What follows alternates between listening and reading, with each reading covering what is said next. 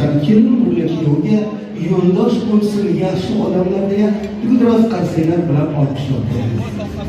Azizlar, to'y avvalambor qarindosh urug'lar, yor do'stlar to'plangan narsa. Bir-biridan diydorlashib, mana shunday go'zal to'ylarda qarindosh urug'lar uchrashar ekan, diydorlashar ekan. Ana shuning uchun hozir Ramazon sohiblari talablariga binoan 5 daqiqa musiqamizni pasaytirib qo'yamiz. Ozgina diydorlashamiz.